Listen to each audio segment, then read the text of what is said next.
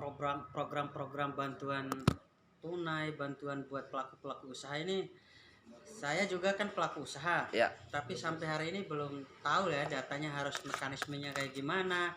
Cuman memang dengar-dengar aja di media-media bahwa semua pelaku-pelaku usaha kecil menengah ini kan akan dibantu oleh pemerintah, oleh negara. Begitupun masyarakat melalui program-program PKH. Nah, bagaimana kondisi yang pelaku usaha yang non KTP di Jogja kira-kira?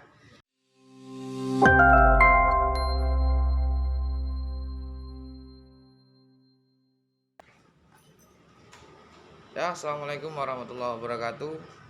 Kembali lagi di channel kita Republik Bicara. Kita sapa dulu yang terhormat sahabat-sahabat Republik Bicara yang budiman, yang dimanapun berada hari ini. Sebelumnya saya perkenalkan diri, saya Kavi, dan alhamdulillah pada kesempatan sore hari ini kita ditemani oleh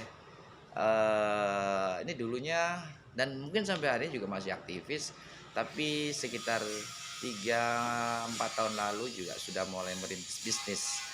Dan ini menarik, sepertinya linear juga dengan model pikiran saya. Ya, bergerak dalam ranah kepemimpinan oke, bergerak dalam ranah pendidikan oke, bergerak dalam ranah bisnis juga oke.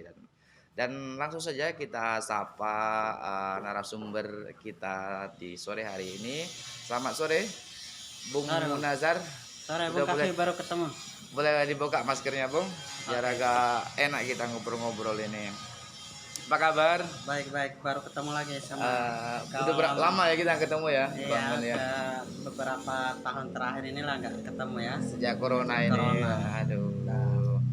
Sehat ya Bang, anak-anak? Sehat alhamdulillah, Bung. Udah berapa ini anaknya? Alhamdulillah udah 2 putri semua. Wah. Pertama umur 2 tahun, yang kedua umur sekitar 4 bulan ini. 4 bulan. Alhamdulillah. Sahabat-sahabat, saya dengan beliau ini kebetulan banyak dipertemukan dalam dunia organisasi. Bahkan juga beliau menikah setelah saya ya Pak Bud ya? Iya. Saya sudah menikah lebih awal dari beliau. Bung Kavi udah 2 juga ini ya? Ini alhamdulillah kita udah 2 juga Pak. Udah cewek, udah cowok. Pak Mun cewek semua ya? Alhamdulillah ya, semua itu rezeki Pak ya. Apa nih kesibukannya Pak Mun? Ya biasa sehari-hari aktivitas ya jualan lah, kira-kira jualan ya. Selain jualan ya di organisasi juga, salah satunya di KNPI. Dan masih aktif juga ya, di masih di KNPI ini bersama Pak Ketua saya Bang Fitra. KNPI karena udah lama juga tidak ada kegiatan karena memang ya kondisi internal organisasi maupun corona ini lah kira-kira begitu. Padahal wacana Pramusda dari 2 tahun lalu ya. Udah lama sekali Pramusda. Terakhir Pramusda di ini Surawajan ini. Itu yang 6 bulan terakhir ya, Pak? Iya, 6 bulan terakhir. Iya. Dahsyat sekali ya KNPI di dihempas gelombang yang sangat besar ya, Pak. Biasalah, karena tidak memang hanya dualisme ya. Iya, DPP sana karena kita mau tidak mau harus nunggu keputusan Jakarta lah. Iya. Dilema juga kita di daerah mau musda, nanti siapa yang kira-kira yang bertanggung jawab SK, yang berikan SK. Mari Pak, diminum Pak kopinya Pak. Jadi selain berwirausaha, masih aktif di dunia organisasi, kepemudaan ya Pak Mun. Iya. Selain itu ada lagi aktivitasnya Pak? Ya selain itu ya paling di sayap-sayap partai lah, salah satunya di AMPG. AMPD? Iya, AMPG, Angkatan Muda Partai Golkar. Angkatan Muda Partai Golkar ya. Sehari-hari kalau ada aktivitas politik ya disitulah saya bernaung di Partai Golkar lah, kira-kira begitulah untuk. Karena saya pikir lebih cepat lebih baik lah kita sebagai kaum muda. Hari ini kita melihat anak-anak muda yang apatis dengan politik. Ya, saya langsung terjun dalam artian proses belajar politik di situ ya, mencari pengalaman politik. Itu saya kira di usia muda kita kenapa tidak lah, kan kira-kira begitu. Nggak harus mapan secara finansial ya.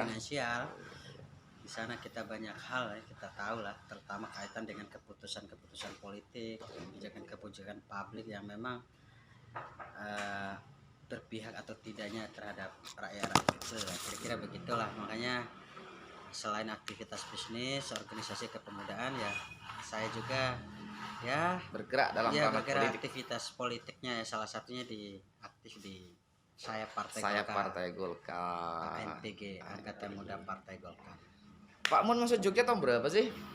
Saya 2007 lah masuk Jogja, sekitar bulan 2007. Mei saat itu ya, 2007. Mei 2007. Berarti Sudah sekarang di Jogja. Ini udah berapa tahun ya? 20 Ini 2021 udah sekitar 14 tahun lah. 14 tahun ya 14 Bang. tahun di Iya, Jogja. Iya. Saya 2011, berarti tempo waktu 4 tahun ya Bang. Iya, 4 tahun kita Generasi saya lagi iya, gitu. generasi ini 2007. 2007. Dari kampus mana Bang? Saya kuliahnya di Universitas Ahmad Dahlan. Universitas Ahmad Dahlan. S1, S2-nya di situ semua lah. Wow. S1, S2 di Universitas Iya. Ahmad Dahlan. Apa jurusannya Bang? Saya kebetulan di Fakultas Psikologi. Psikologi. Iya, S2-nya juga di linear lah, kita ngambil psikologi. Psikologi Iya. juga. Oke. Kalau Iya, boleh iya. tahu, tesisnya bicara apa sih Bang? Tesis saya dulu bicara tentang motivasi kerja, Motivasi kerja. tentang selain itu masalah employability, tentang dunia kerja lah, kira-kira begitu. Variabel saya itu kaitan dengan motivasi kerja, dan saat itu yang latar belakang kenapa riset kita saat itu tentang yang angka pengangguran, kesiapan kerja gitu. Dulu tamatan SMK maupun SMA itu kan tinggi tuh angka pengangguran. Oh iya. Benar. Ditambah lagi sarjana. Jadi kita bicara tentang kesiapan kerja. Kesiapan kerja. Iya. Itu riset saat itu. Kebetulan saya riset di ATK saat itu, Akademi Teknik Kulit itu di situ. Bantul. Iya, Politekniknya. Kebetulan saya dibimbing oleh dosen-dosen saya berkaitan dengan problem pengangguran yang cukup tinggi. Kita ngambil variabelnya di variabel psikologisnya. Kenapa sih angka pengangguran kerja ini tinggi selain faktor-faktor ekonomi, lapangan kerja yang tidak terbuka, gitu kan? Jangan-jangan ada kaitannya dengan individu masing-masing, salah satunya kesiapan kerja itu. Kesiapan kerja baik dengan lingkungan kerjanya, dengan kerja timnya, dengan teman-teman kerjanya lah. Itu dulu di tesis saya S2-nya. S2 ya. Kalau S1-nya dulu tentang apa ya, dulu tentang etnosentrisme. Pada saat itu kenapa saya ngambil itu? Karena kebetulan saya berkecimpung di kegiatan-kegiatan kedaerahan. Iya. Kita mau mengukur ini etnosentrisme atau egosentrisme daerah kita ini dengan penyusunan sosial di Jogja saat itu. Karena meledaknya kasus-kasus 2013 itu kasus cebongan, kasus dengan teman-teman Papua dengan Maluku yang memang Antar suku dianggap polarisasi di Jogja ini gitu. Nah, saya didorong oleh dosen saya dulu saat itu, Pak Hadi Siono, untuk ngeriset tentang etnosentrisme. Saya lebih pada psikologi sosial sosialnya yang kaitan dengan penyesuaian sosial terhadap mahasiswa daerah itu. Dengan teman-teman Jogja lah kira-kira. Karena saat 2000 pas saya jadi aktif di KPMD itu memang lagi rawannya konflik antar kesukuan ya. Iya, antar daerah. Iya. Antar daerah saat itu. Makanya saya ngambil lah, karena memang saya berkecimpung di sini ngambil riset itu saat itu. Iya. Pak Mun di waktu kuliah dulu aktifnya di organisasi apa Pak? Intra, ekstra? Ya, yang lebih intra, dominan awal? Saya karena biasa organisasi kader awal-awal semester itu saya di kader di ekstra ya? Iya, di himpunan mahasiswa Islam saat itu di HMI di HMI di Komisariat Ahmad Dahlan. Pasca itu saya tidak sampai cabang aktifnya, tapi cuman saya berkecimpung di HMI itu, kita bangun karena memang di UAD saat itu ya lagi HMI-nya lagi vakum dalam artian itu. Pas kami masuk dengan teman-teman alhamdulillah sekarang sudah 2 komisariat, bahkan kader kita udah jadi ketum cabang sekarang. Sekarang sudah ketum cabang. Oke. Nah, yang hari ini berarti iya, ya? yang hari ini karena itu kader Universitas Ahmad Dahlan. Komisariat Ahmad Dahlan. Itu karena kita gagas bersama-sama pasca ditinggal senior. Saat itu cuma kita sekitar ya berempat lah. Bahkan saya LK-nya di komisariat UII saat itu. Karena di UAD itu nggak ada lagi ini ya, pengurus sudah tidak ada lagi, kader paling sisa 2 atau 3 orang itulah. Iya. Itu kalau untuk ekstra. Pasca di himpunan, saya lari ke organisasi kedaerahan. Saat itu saya baru semester 3, saat itu saya udah jadi ketua mahasiswa Bima Yogyakarta. Oh iya. Jadi semester 3 udah jadi ketua Bima Yogyakarta. Saat itu 2009 2011 saya berkecimpung dengan teman-teman mahasiswa daerah seluruh Indonesia lah. Akhirnya kongres 2012 saya fokus aktif di organisasi daerah. Akhirnya dikasih amanah saat itu kongres 2012 saat itu di Youth Center ya. Saya dipercayalah jadi ketua IKPMDI 2012-2014. Jadi saya berketemu lah dengan Bung Kavi, dengan teman-teman Palembang, dengan Lucky, dengan Abdullah, kesemuanya lah saat teman-teman Palembang saat itu. Itulah aktivitas pasca itu saya S2 ketemu ya nikah lah saat itu. Saya belum selesai S2 ya baru menikah. Iya. Berarti kalau di ITRA sempat aktif juga Pak Mun dulu?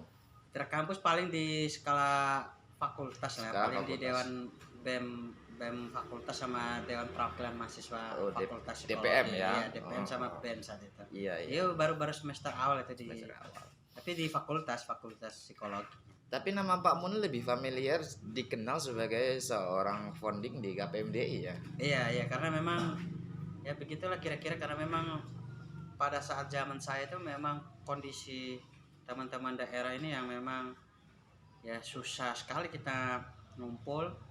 Nah, pada saat kita itu 34 provinsi kita gabung semua. Oke lah, sebelumnya itu ada yang 25, 23, di puncaknya 34 provinsi zaman kepemimpinan saya. Alhamdulillah bisa rangkum lah banyak program-program budaya. Bahkan kita beranikan diri pada saat itu program olahraga, namanya kegiatan Pekan Olahraga Nusantara, yang memang saat itu ya baik Polda maupun pemerintah daerah istimewa Jogja saat itu meragukan nanti sumber konflik karena benturan fisik, sepak bola, apapun itu kegiatan. Zaman kita itu ya karena kita memang sering ngopi lah di teman-teman Palembang, teman-teman Papua, semua lah 34 provinsi lah kira-kira 34 gitu provinsi ya. Iya. Kan dinamikanya cukup heboh lah. Gitu. Iya. KPMDI Abang jadi ketua yang keberapa? Ketua kelima saat itu, kalau lupa ketua kelima lah. Yang bisa Abang ingat siapa atas Abang? Di atas saya itu ada Bang Abdurrahim dari Sulawesi Selatan. Sebelum saya ya. Setelah Abdurrahim itu ada Mahadi itu dari Jambi. Oke. Setelah Mahadi itu mungkin itu dari Sulawesi lagi. Lupa saya namanya, dari Sulawesi Selatan. Baru mungkin dari Palembang baru sama Ode Rahmat itu, seingat saya. Iya. Jadi saya kira-kira dari kelima lah, seingat saya itu kongres kelima periodenya 2012-2014.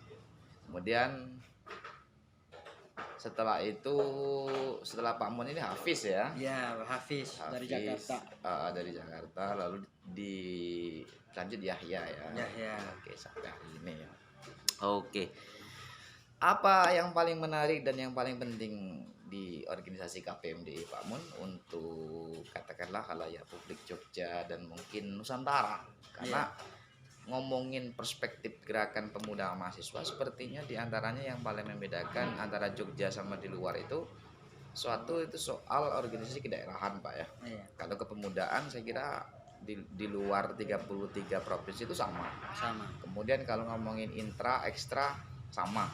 Nah, maka salah satu keistimewaan di Jogja ini yang menonjol kan kedaerahan. Iya. Terlepas memang ada banyak orang mengatakan bahwa salah satu kepemimpinan IKPMDI yang mampu membumikan IKPM dan IKPMDI diantaranya kan Pak Mun ini. Iya. Itu memang banyak statement begitu Pak Mun. Jadi kira-kira apa sih arti penting dan bagaimana kemudian seharusnya anak-anak baru, anak-anak tengah, artinya kira-kira semester 3, 5 gitu, atau mungkin ke 8, untuk mereka bisa beradaptasi dan berpartisipasi begitu Pak. Karena ini hari ini kayaknya udah nggak keluar lagi nih narasi kedaerahannya gitu, kok menurun gitu. Jadi kondisi memang beda lah kita kondisi teman-teman hari ini ya. Yeah. Soal itu kalau saya menilai, kalau zaman saya kapasitas intelektual ketua-ketua IKPM saya itu di luar dugaan, luar biasa lah kira-kira begitu. Luar biasa Pak ya.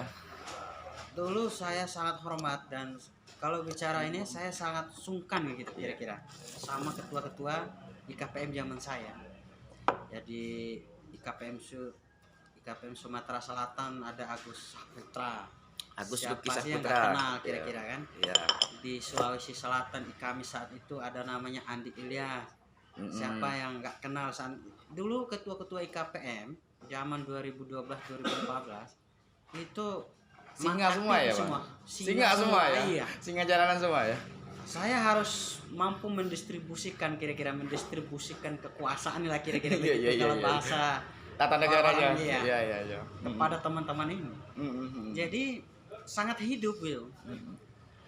Ketua Riau ada dulu namanya siapa, sekarang jadi lawyer lah ya, pengacara itu. Kemal sarjana hukum. Jadi ketua-ketua saat itu wah luar biasa lah gitu. Jadi kalau kita rapat pimpinan ketua-ketua KPM itu rapat kayak kabinet kayak kira-kira begitu. Tingkat keseriusan dan jadi kita serius banget dalam memikirkan organisasi saat itu, bagaimana IKPMD ke depan, bagaimana saat ini IKPMD ini bisa berkembang dan kita ciptakan IKPMD itu sebagai laboratorium kepemimpinan daerah gitu. Iya. Itu saat itu gagas dan saya berterima kasih didukung oleh ketua-ketua IKPM yang punya kemampuan intelektual yang bagus, yang punya pengalaman organisasi, dan saya kira itu yang menjadi kesan saya saat itu memimpin IKPMDI yang latar belakang budaya kita yang beragam sekali lah kira-kira. Bagaimana budaya-budaya Melayu, budaya Sumatera, budaya teman-teman Timur, Jawa yang Jawani lah kira-kira gitu. Itu semua saya lakukan dengan kerja yang luar biasa. Iya, luar biasa sekali. Memimpin dengan menghadirkan program-program yang dibutuhkan pada saat itu, relevan dan ini up to date lah kira-kira lah ya. Ya kalau di kepemimpinan saya kegiatan itu jangan ditanya lagi ya. Setiap bulan kita saya saksi ya panggung mungkin bisa membangunkan ekspresi budaya teman-teman lah ya, karena kita membangun hubungan baik dengan pemerintah daerah istimewa Yogyakarta, dengan pihak-pihak yang dengan seluruh elemen lah masyarakat Jogja pada umumnya. Karena kehadiran kita mahasiswa daerah di sini di Jogja ini adalah bagian dari masyarakat Jogja itu. Betul. Kita tidak bisa pisah. Dan jangan menganggap bahwa kita adalah orang yang di luar Jogja ya. Kita adalah bagian dari masyarakat Jogja. Oleh karena itu kita bertanggung jawab untuk salah satunya membuat kondusivitas Jogja ini aman. Tentram. Karena barometer konflik ini kalau ke Jogja udah konflik ya saya kira merambat lah ke daerah lah kira-kira. Betul. Isu apapun ya Jogja inilah sentralnya, itu saya anggap itu. Makanya kita tanamkan kepada teman-teman jangan sampai di antara kita ini ada konflik antar suku, antar daerah. Jadi Jogja lah inilah kita bangun. Ya bangunnya lewat mana? Lewat kegiatan-kegiatan kebudayaan, diskusi keliling asrama saat itu kan. Itulah yang kita lakukan, itu pun ya didukung penuh oleh pemerintah daerah Jogja itu saat itu. Sampai pasca 2004 itu tidak ada lagi kegiatan sepak bola di Jogja ini. 2004 kan konflik, ada pertandingan sepak bola antar daerah konflik 10 tahun terakhir tidak ada, dan kami memberanikan diri karena saya yakin ya kita main sesama teman kan nggak mungkin ada konflik, karena setiap hari kita selalu mengunjungi asrama teman-teman, ketemu di warung kopi. Ya itulah pendekatan kultural itu yang saya bangun. Akhirnya alhamdulillah 2012 2014 program banyak sekali didukung, salah satunya ya Pekan Olahraga Nusantara itulah. Kita main di Stadion Mandala Krida, kita difasilitasi penuh lah oleh pemerintah daerah lah, semuanya lah kira-kira. Itu yang kesan yang saat itu saya memimpin teman-teman IKPM itu yang singa semua lah kira-kira begitu lah. Makanya saya harus mampu mendistribusikan program saat itu. Berarti Pak Mun luar biasa ya, bisa merawat singa.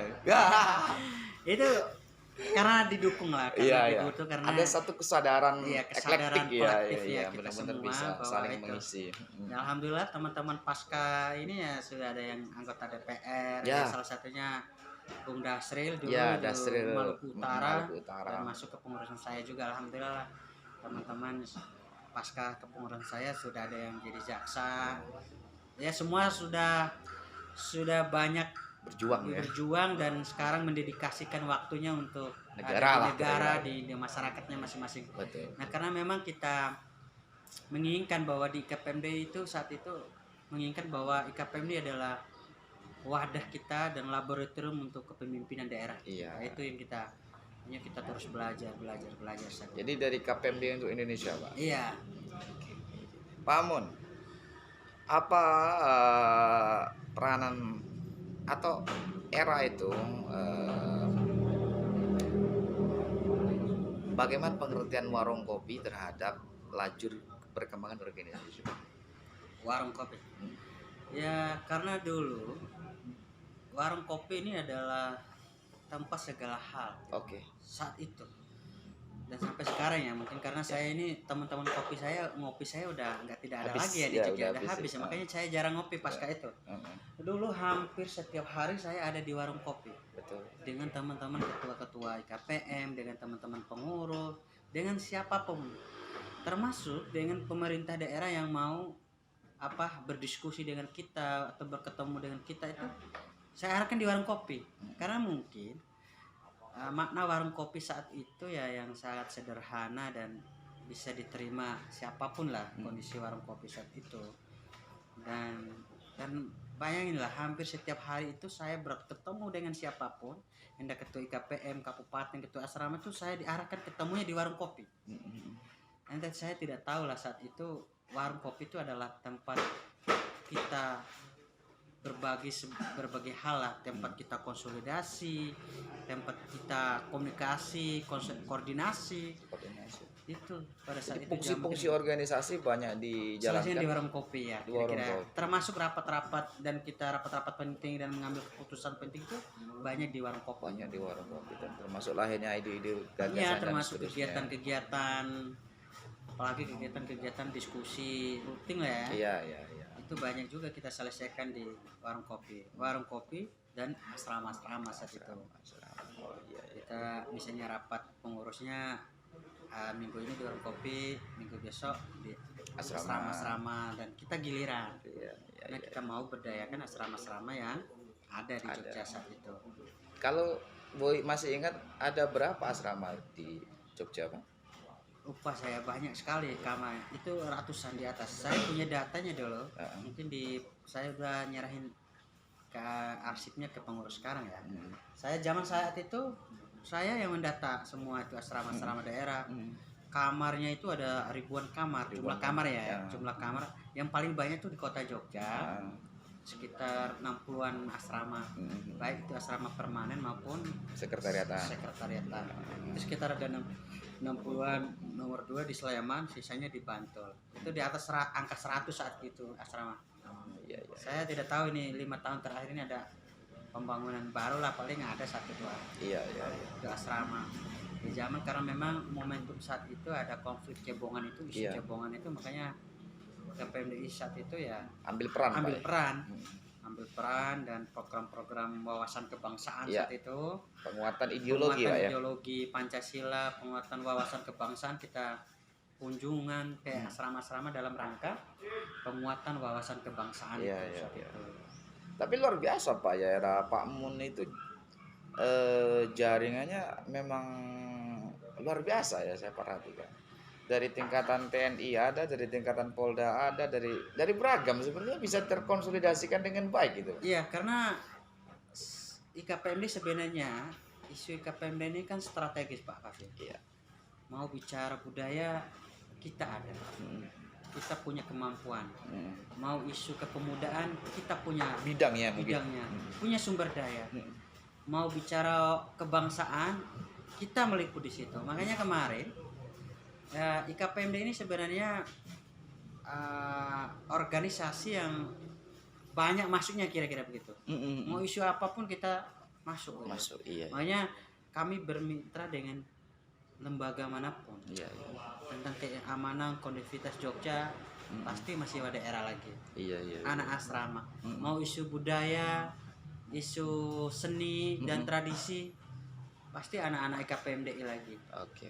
Apalagi kaitannya dengan kepemudaan, tentu kita punya sumber daya yang luar biasa. Bayangin aja setiap tahun berapa ratus mahasiswa daerah yang ada di Jogja gitu. Terus mau isu ekonomi, tentu kita punya hubungannya. Kita hampir sebulan anak-anak daerah mengeluarkan uang minimal 1 juta aja lagi. 1 juta ada yang laundry, ada yang kos, ada apa aja lah biaya kos. Jadi tiap bulan bayangin aja Pak Kafi, uang anak-anak daerah yang masuk di Jogja ini berapa. Makanya itu kita memberikan gambaran itu kepada pemerintah daerah, bagaimana kita bangun mitra yang baik strategis dengan KPMDI saat itu. Nah, harusnya itu dijaga oleh kepengurusan sekarang. Generasi Pak dijaga ya. Nah, karena kita sudah bangun supaya tidak ada disorientasi Pak ya. Kita nggak muluk-muluk aja, cuman kita memang fasilitasi aja, minta fasilitasi apapun kegiatan anak-anak daerah. Ya alhamdulillah makanya zaman saya di SKPD manapun masuk. Ya kema kebangsaan masuk, kema kebudayaan masuk. Dan itu Selendang Sutra masuk. Iya, apalagi yang berkaitan dengan tradisi seni lah ya. Iya, seni dan budaya. Iya, terus kegiatan-kegiatan kepemudaan dengan BPO, dengan Dikpora. Nah, itulah makanya bahkan sampai kementerian waktu itu, Pak. Ya, dulu kita zaman Kemenpora pasca saya Hafiz yang melanjutkan. Iya. Apalagi isu-isu deradikalisasi saat itu kencang. Iya. Nah, ini kami bermitra lah. Dengan kementerian Kemenak saat itu. Termasuk Kementerian Pemuda dan Olahraga. Ya, alhamdulillah saat itu kita bangun betul jaringan yang ada, karena memang ini mahasiswa daerah di Jogja ini punya potensi yang luar biasa lah gitu. Potensi apapun gitu. Kalau kita dikelola dengan baik, saya kira ini akan berdampak. Jadi tidak salah ketika Jogja dikatakan miniatur Indonesia. Iya pasti. Kalau nggak ada mahasiswa daerah nggak ada miniatur Indonesia. Betul. Iya. Jadi dari kompleksitas, ya katakanlah kompleksitas ya Pak. Mau bicara apapun di Jogja ada. Pak Mun, 2-3 tahun terakhir nama Pak Mun sudah naik di atas perihal calon pengganti ketua KNPI kota ataupun provinsi. Dia baru. Itu mungkin baru. Nama-nama itu sudah 2-3 tahun lalu. Itu kok nggak sampai pada proses politik itu gimana sih Pak Mun? Tadi kita bicara tentang peranan partisipasi dan peranan Pak Mun di KPMD ini. Kok redup? Tiba-tiba redup itu? Ya kalau bicara sekarang ya memang dulu ada juga teman-teman yang mendorong beberapa OKP saat itu ya. Ya kita dorong ya dulu KNPI kota ya saat itu ya. Kita mau bangun konsolidasi bagaimana ya didorong oleh teman-teman lah kira-kira. Ya, tapi karena memang situasi dan kondisi yang tidak memungkinkan yang hari ini ya saya memang tidak tidak tahan dengan isu-isu yang memang yang dualisme KNPI ini memang gitu. Ya tapi ya saya tidak membatasi diri untuk mengabdi lah di KNPI baik di kota maupun di provinsi. Kebetulan saya aktif di provinsi. Ya memang sempat 2-3 tahun yang lalu kita lakukan konsolidasi dengan teman-teman OKP saat itu. Ya tapi sekarang redup lagi karena memang Musda udah lewat. Udah lewat. Udah. Kota kayaknya sudah juga. Udah selesai, bahkan itu Mas Dimas saat ini ketua 2 periode lah. Ya kita dukung semua, beliau juga adalah orang-orang kekaryaan ya, saat itu kita dorong semua. Masih satu almen ya Pak? Iya, masih satu pasti lah, karena teman-teman di kekaryaan pasti satu komando lah. Gitu. Ya karena dulu santer juga menjadi pembicaraan ini. Memang calon ketua ini kota ya. Karena dulu teman-teman kekaryaan maupun teman-teman ada beberapa cipayung juga lah ya mendorong itu saat itu. Berarti dorong aja. Andai kata ini diminta untuk memimpin DPD KNPID, siap ini Pak? Ya pada dasarnya ya kita siap-siap aja. Siap-siap aja ya. Tapi dengan saya yakin dengan sosok yang seperti Pak Mun ini sangat-sangat disukai oleh mitra-mitranya. Sangat yakin sekali ya. Jadi sahabat-sahabat kita doakan saja Bung Mun ini naik pangkat lah ya, artinya diberikan takdir untuk memimpin DPD KNPI DIY. Tadi kita banyak bicara soal akademik, soal organisasi. Sepertinya kita menarik bicara soal bisnis ya Pak Mun. Kebetulan saya mengamati Pak Mun dari 2000 berapa pertama kali bisnis itu Pak? Dulu 2006 sih, 2016 ya. 2016. Atau gimana cerita yang bisa diceritakan dalam konteks bisnis Pak Mun? Ya sebenarnya saya ini latar belakang keluarga nggak punya basic bisnis ya, basic pengusaha tidak ada. Tapi kalau basic politik ada. Ini kalau bicara bisnis dan itu, ini sebenarnya pasangan hidup saya lah yang menginspirasi saya harus berbisnis. Ya istri saya lah terutama ya. Dialah sosok yang memang mempengaruhi lah pikiran-pikiran bisnis saya. Saat itu bagaimana memang di organisasi saat itu juga kita sempat berpikir solusi dan paling mungkin yang bisa kita lakukan di tengah yang kompleksitas bangsa ini, masalah-masalah problem kebangsaan kita ini ya dua dulu kita, di politik maupun di ekonomi atau wirausaha. Ini dua hal yang paling mungkin yang bisa kita lakukan saat itu. Kita saat itu mengkritik bagaimana lapangan kerja yang sempit ya kira-kira. Kita kan harus menjadi wirausaha ya kira-kira, membuka minimal UMKM lah ya, membuka lapangan kerja saat itu. Yang kedua terkait dengan pengaruh kebijakan, kita ya harus terjun di politik untuk minimal untuk mempengaruhi kebijakan publik lah kira-kira begitu. Nah, diskusi-diskusi isu dua itu selalu kita diskusikan dengan teman-teman diskusi itu, mungkin saat itu termasuk Bung Kavi juga. Jadi hal yang paling mungkin yang kita lakukan saat ini ya dua hal itu, menjadi politisi maupun menjadi pengusaha.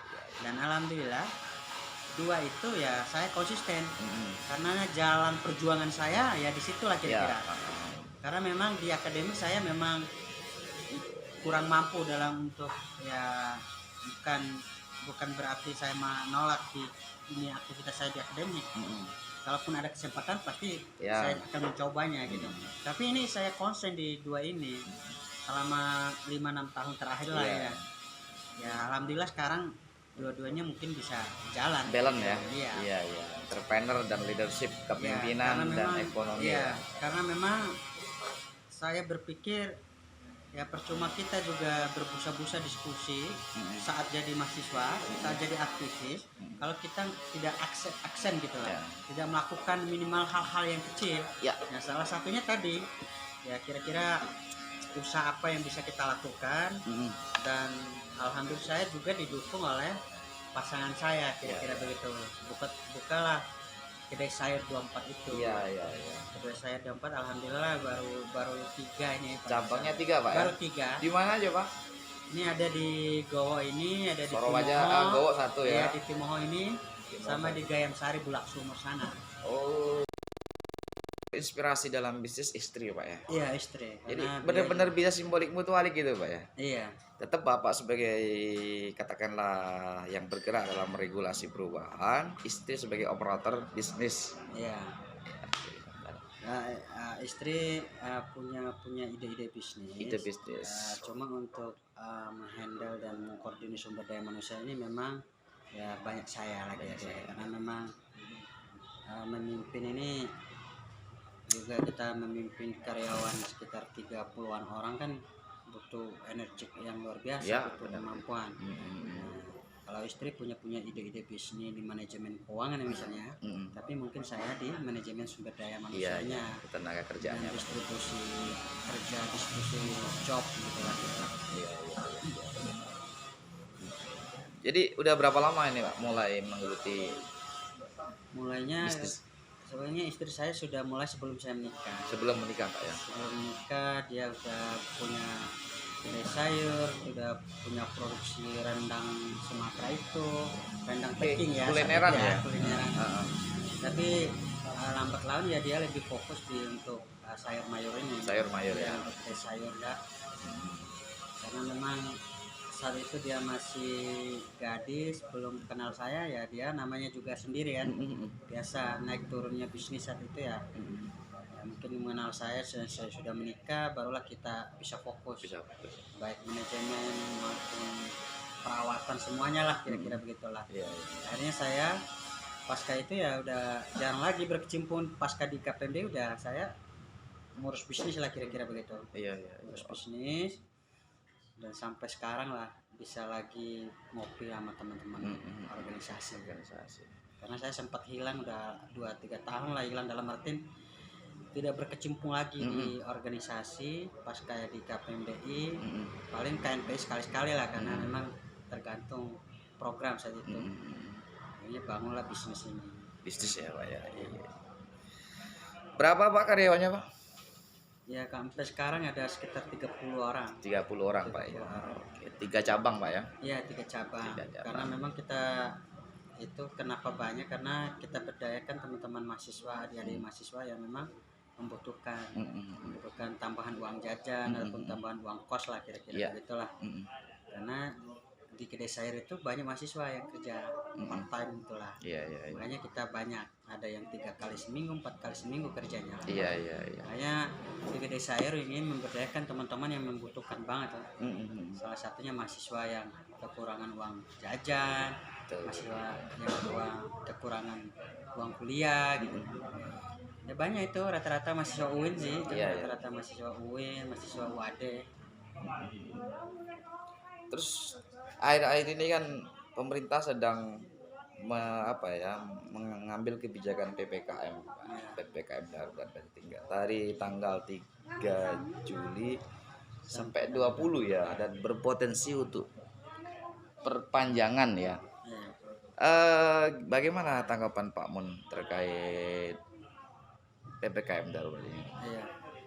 Kalau saya untuk paling dampak sosialnya ya yang saya lihat kalau untuk bisnis, apalagi bidang saya ini ya kritikal ya, dalam artian masuk kategori ya sembako, kebutuhan pokok. Cuman memang kita mau tidak mau kita harus ikut aturan gitu.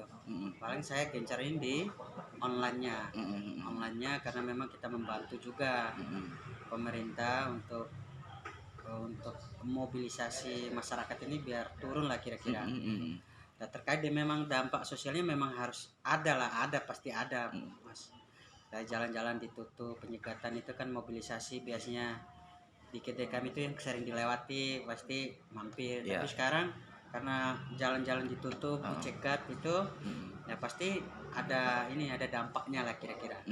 Tapi karena untuk antisipasi itu ya namanya kita juga mencari inovatif lah, kira-kira. Kita gencarkan di online Pak ya? Ya online. Tapi yang jaga kiosnya pasti kita kurangin gitu. Karena memang kita juga namanya juga mobilisasi masyarakat itu kan tinggi kalau di toko-toko sembako lah, toko-toko sayur kayak gitu kita kurangin. Dan ya karena kita memang mau tidak mau kita harus taat aturan gitu. Harus taat aturan walaupun itu punya dampak lah terhadap kita yang di usaha-usaha kecil menengah lah, kira-kira begitulah. Apalagi mungkin Bung Kavi bisa merasakan kan. Republik aja tutup Pak. Iya. Itu mau tidak mau kita harus mau ini, mungkin ada mudah-mudahan musibah atau bencana ini segera berlalu lah Mas Kavi ya. Iya. Segera berlalu biar ekonomi bisa bangkit. Betul. Ya serba salah juga lah pemerintah hari ini. Mudah-mudahan ada penanganan yang jitu lah kira-kira untuk dibicarakan dengan semua pihak. Kalau terkait ini Pak Mun, bagaimana negara dalam menangani kasus COVID? Ya, sudah transparankah, akuntabelkah? Kalau saya tidak mampu berkomentar banyak karena tidak punya data yang valid lah. Tapi kalau kita lihat secara dampak ya, dampak ekonomi dan sosial ini, pertama ini misalnya jalan-jalan yang ditutup ini kan punya dampak ekonomi yang luar biasa terhadap usaha-usaha kecil menengah. Pecel-pecel lele. Kalau pecel lele kan pasti butuh terong, butuh ubi, itu kan dampaknya juga terhadap kita tuh. Kalau tutup bakmi di jalan itu tuh yang kerasa ya bagi kita yang sebagai pelaku usaha kecil yang menengah ya. Ya termasuk mungkin pengusaha-pengusaha besar juga kayak mal-mal tutup itu, kita harus kalau begini terus bisa jadi ekonomi akan collapse gitu kan. Itu pandangan saya. Kalau dibiarkan mungkin tidak ada penanganan yang serius, ini lapangan kerja juga banyak yang peluang kerja itu akan tidak tersedot dengan baik. Dan banyak sekali yang di PHK. Kalau ini dibiarkan tidak ada mungkin gas rem lah kalau istilah Pak Ketua kami itu Airlangga Hartarto itu gas rem itu ini harus dipikirkan juga. Tidak semata-mata kita oke lah kalau angka ini terus menurun ya, angka konfirmasi positif ini kalau menurun ya. Tapi kalau naik terus ini kan berbahaya juga buat kita. Berarti program PPKM ini kan gagal dong gitu kan. Gagal dalam artian ya tidak punya dampak. Percuma kita sudah rugi di ekonominya, terus angka positifnya terus naik. Nah, ini harus dipikirkan oleh pemangku kebijakan lah kira-kira. Jangan sampai ini main tutup-tutup aja lah gitu. Main tutup-tutup tidak pernah berpikir dampak ekonominya. Ya lihat aja bagaimana ya tenaga kerja yang di PHK gara-gara ini kan menjadi ribuan Pak. Iya, jadi problem yang serius. Jadi bom waktu gitu. Banyak pengangguran di mana-mana jadinya nanti. Sebelum COVID pengangguran udah banyak, ditambah COVID double pengangguran. Iya. Terkait persoalan anggaran COVID ya saya tidak banyak komentar banyak karena memang saya tidak konsen di data-data itu seberapa yang pasti. Tapi kita di ininya Pak.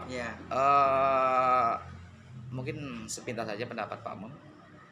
Pemerintah hari ini dalam menyelenggarakan PPKM darurat ini berhasil atau tidak sih?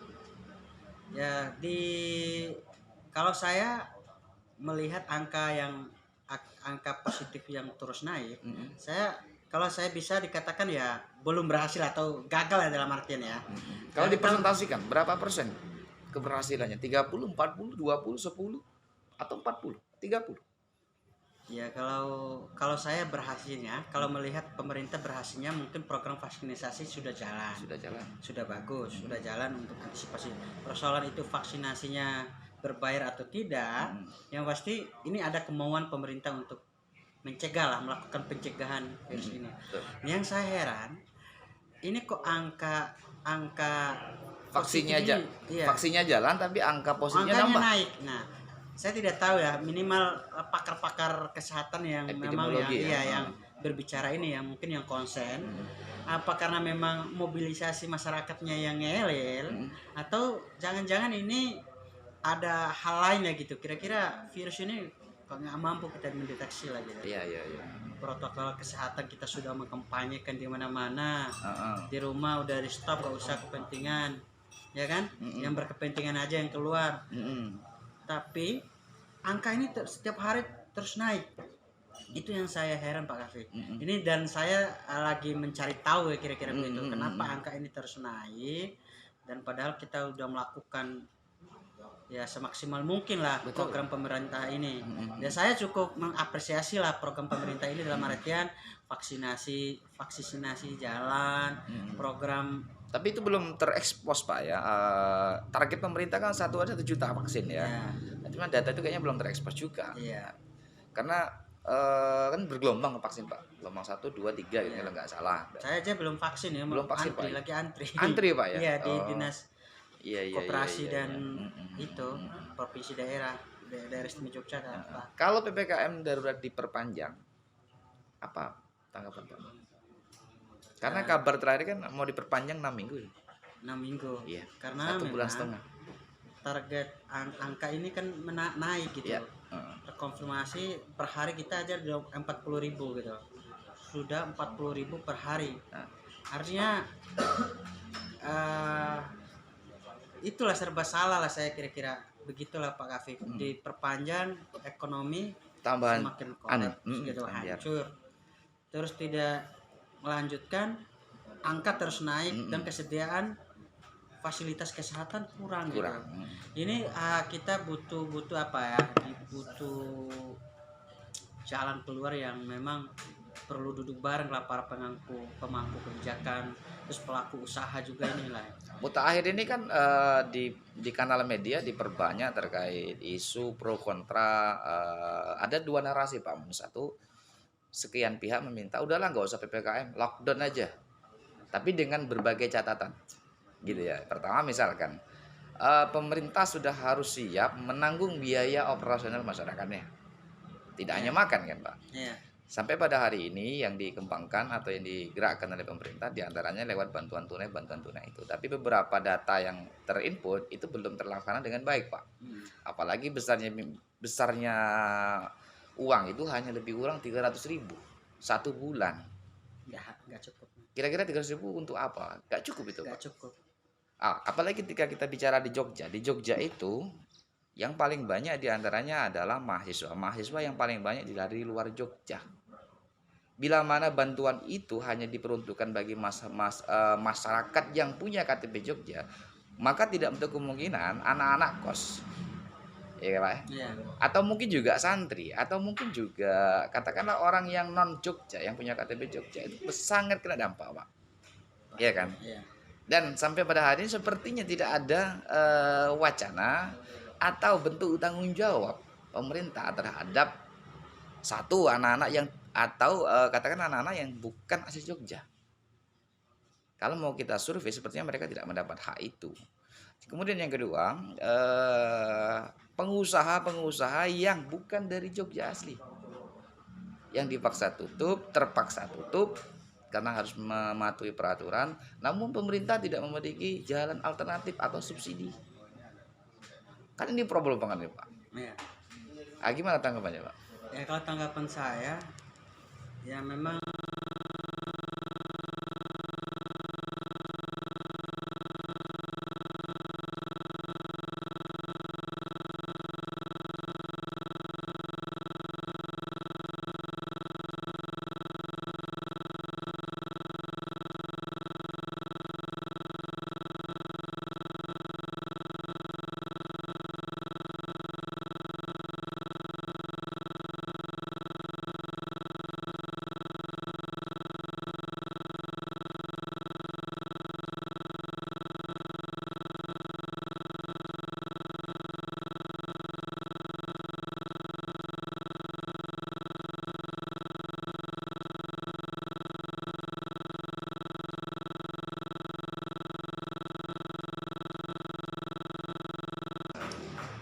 memang ya ini hari ini baru bicara bahwa akan dibantu terkait mekanisme dan prosedurnya. Ya, masih dalam tahap wacana Pak. Ya kita tunggu aja karena memang kita nggak punya kapasitas untuk itu.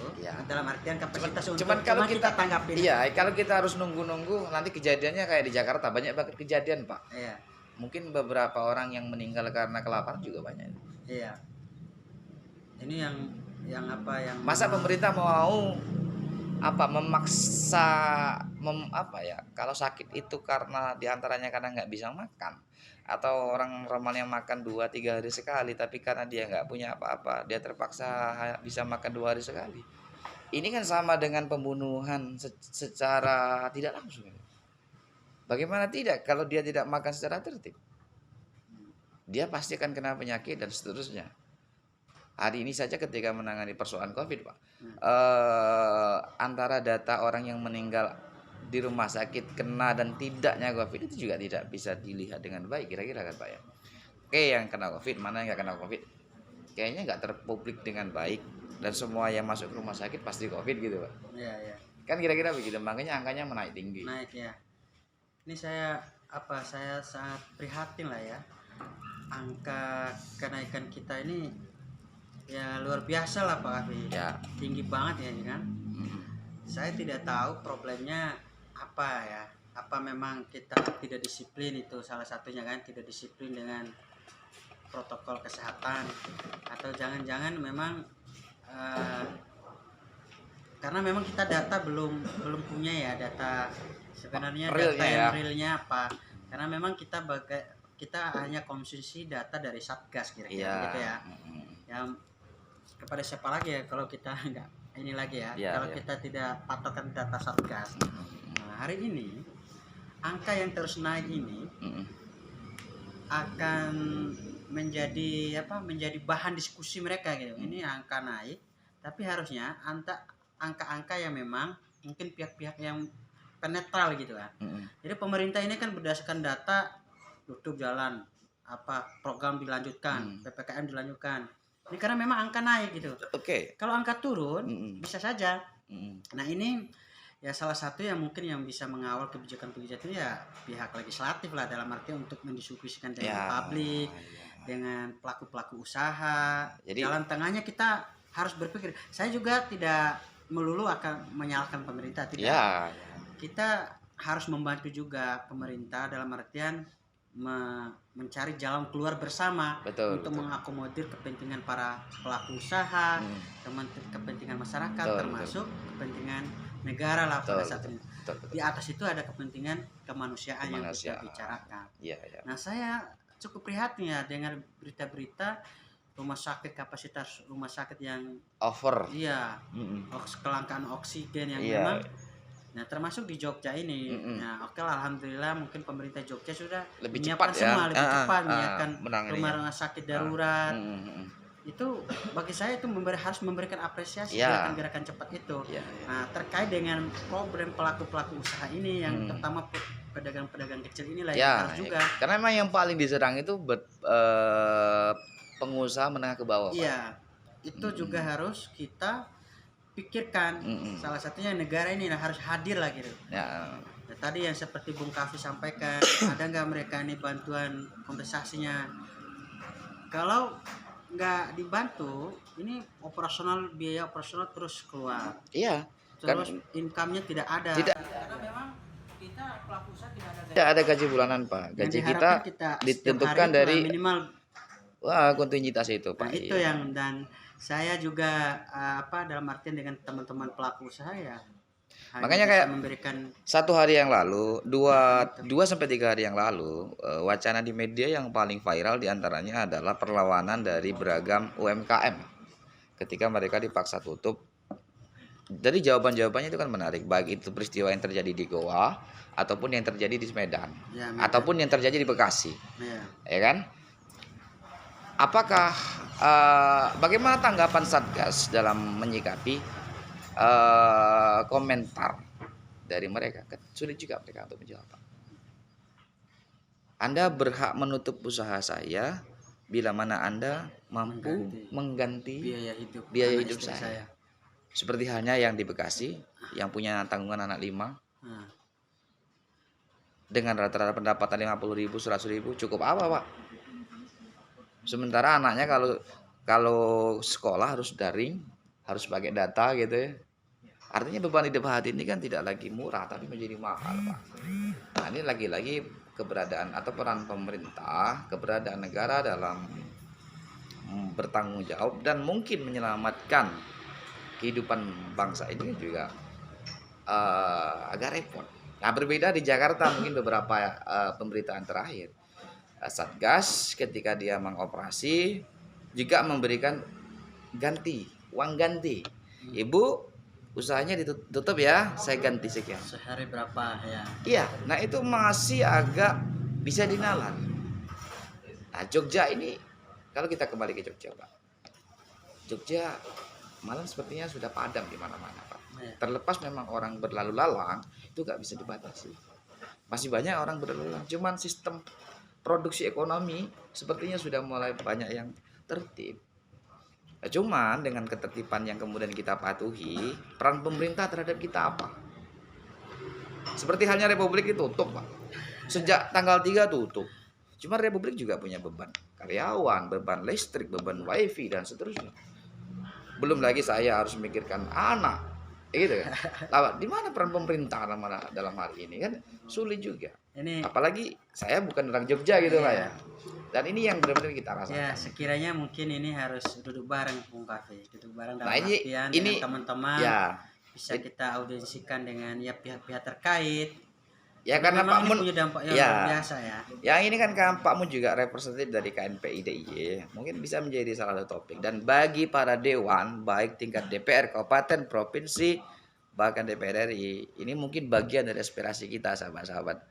Dan kalau PPKM diperpanjang ataupun lockdown, bila mana pemerintah tidak mengatasi dengan sebaik-baiknya, saya khawatir akan terjadi banyak aksi. Spesial di Surabaya, Pak. Iya, Pak. Saya khawatir. Kenapa aksi ini terjadi? Lantaran mereka tidak bisa mempertahankan hidupnya. Nah, jadi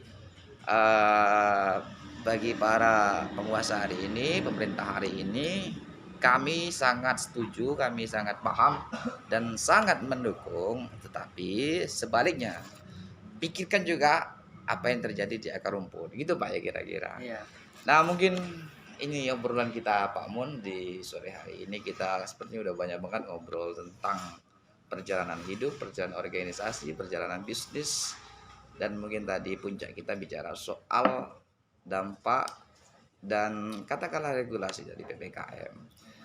Mungkin Pak Mun pesan singkat untuk calon para pemimpin bangsa, dan yang kedua bagi calon pengusaha pemula, apa yang bisa Pak Mun sampaikan? Ya, terima kasih Bung Kafi. Ya, saya tidak banyak komentar ya terkait dengan calon pemimpin bangsa. Yang pasti hari ini pemimpin yang kita butuhkan hari ini adalah pemimpin yang tahu tentang penderitaan rakyat, yang tahu tentang kebutuhan rakyat. Betul. Itu yang kita inginkan. Dan terkait dengan teman-teman atau pelaku usaha pemula, namanya juga pengusaha ini kan naik turun. Kita harus punya mental seperti mental baja lah kira-kira begitu. Harus fokus dan tetap ikhtiar lah, tetap sabar dalam menjalani usaha-usaha yang kita jalani hari ini, dan selalu berbuat baik pada siapapun, karena itu modal kita lah untuk selalu berbagi dengan teman-teman. Ini saya adalah kunci yang bisa kita lakukan, karena bagaimanapun kita sebagai pengusaha atau pelaku usaha harus punya jaringan yang luas gitu. Harus punya konektivitas dengan teman-teman, baik pelaku usaha apapun lah, dan kita harus berbagi ilmu, berbagi harta, bisa jadilah begitu. Itu yang saya pesan kepada teman-teman pengusaha pemula, dan tetap fokus, tetap semangat, jatuh bangkit lagi, jatuh bangkit lagi lah kira-kira begitu. Termasuk Republik Cafe ini adalah cobaan kita untuk selalu inovatif, apapun lah. Mudah-mudahan badai pasti ini berlalu, Pak. Sepertinya akan berlalu gitu. Semoga cepat berlalu lah, dan biar kita bisa ekonomi bisa bangkit lagi. Mungkin Republik Cafe akan ramai seperti dulu-dulu lagi. Mudah-mudahan ini segera ditangani terutama oleh negara ya. Gajah Bung Kafi. Oke, demikian obrolan kita sahabat-sahabat Republik Bicara yang budiman. Sebelum kita close acara ini, saya ingatkan kembali kepada sahabat-sahabat, bagi sahabat-sahabat yang belum subscribe, jadi subscribe dulu channel kita, sahabat Republik Bicara, share dan like, komen, Insya Allah konten-konten kita ini banyak manfaatnya dan banyak bisa menginspirasi bagi kita semua. Mungkin demikian pembicaraan kita dengan salah satu tokoh muda Jogja. Kita akhiri obrolan kita. Assalamualaikum warahmatullahi wabarakatuh.